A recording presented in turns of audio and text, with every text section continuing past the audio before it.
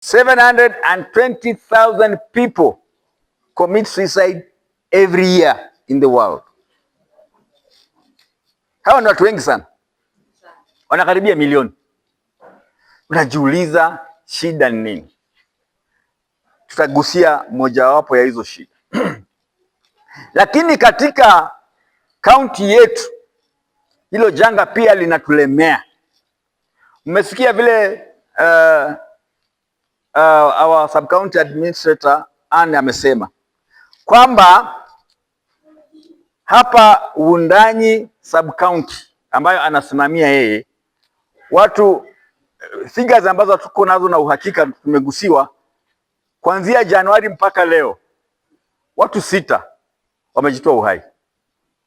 Huu ni mwezi wa 9, tuseme miezi 8, watu 6, na hizo ni zile ambazo ziko confirmed, zile zimethibitishwa. Kuna zingine hazijathibitishwa na bado watu wamejitoa uhai. Watu wengi mara nyingine wanajitoa uhai na wakiangalia sana hazi kujua amejitoa uhai ama ameuawa ama amekula chakula kibaya ama amepewa chakula kibaya, kumbe mara nyingine amejipa yeye mwenyewe chakula kibaya, amejipa sumu, lakini watu haelewi. Sasa hiyo inasemekana ni suicide, lakini it's not confirmed. Kwa hivyo kama watu wanajitoa uhai kiasi hicho, kwa nini? Tunajiuliza maswali kama haya. Halafu la kushangaza ni kwamba tunaambiwa hawa watu wote ni wanaume. Tuna hatari ya kukaa bila wanaume hivi karibuni hapa Taita. Tunakaribia hapo. Halafu juzi mlisikia hata watoto wetu, nasikia ati hawajui kutongoza, watafundishwa kutongoza. Hamkusikia? Mimi nilisikia huo uvumi na nikashtuka. Kulitokea nini mpaka wavulana wetu hawawezi kutongoza wasichana hawa wetu? Kabla hatujaenda mbali, kulitokea ubishi kidogo wakati mmoja pale Voi, kati ya vijana wa Kitaita na vijana wa makabila mengine, hasa walikuwa Wameru na Wakamba na Waduruma pale Voi. Pale Voi vijana wa Kiduruma, Kikamba, Meru ndio wanafanya hii kazi ya kuuza njugu, kuuza mitumba, kuuza vibakuli. Wasichana wavulana wetu wakitaika hafanyi. Kwani kaenda kauza mtumba, klabu ya mtumba.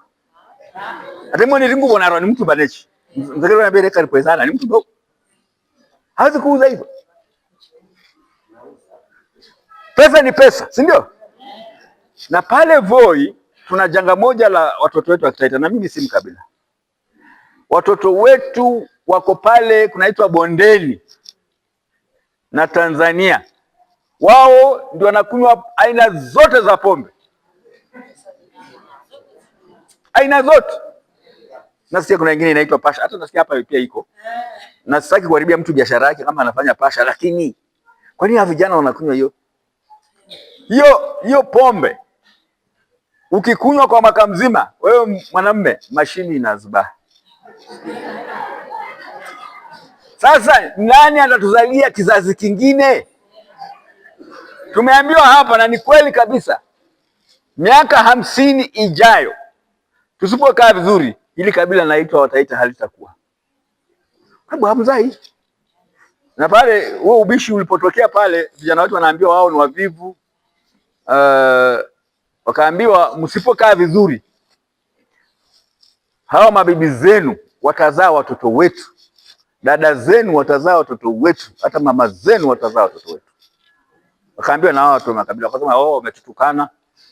Lakini kama unashinda kwa mbangara bwana, ukiambiwa hivyo umetukana, sote wamesema ukweli.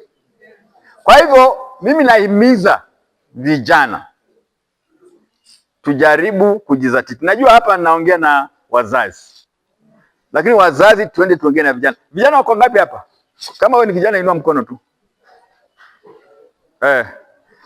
Vijana kulingana na Kenya ni kati ya miaka 18 na 35. Hawa ni vijana. Kama uko katika hiyo bracket 18 hadi 35 kwa Kenya, hawa ni vijana. naona na by the way huu mkutano ulikuwa na vijana na wenyewe ni wachache, lakini sote tuko na vijana nyumbani, si ndio? Twende tuongee na hawa vijana wetu, kwa sababu nguvu ya kundi lolote la watu ni vijana wake. Hata maranu iranu kakaisena ngache ni iranu sasa kandidina ngache tabu ni iranu ishi. Kwa hivyo tuangalie sana vile amesema. Ukienda katika shule ambazo tumesomea hapa, tulikuwa na nino hapa primary, lower primary, siku ziko kwa sababu hakuna watoto. Walienda wapi? Wazazi wetu walizaa. Mimi sina watoto wengi, mimi niko na 4, lakini mama yangu alizaa 9. Mbona hatuzai 9? Sisemi kwa nyambaya.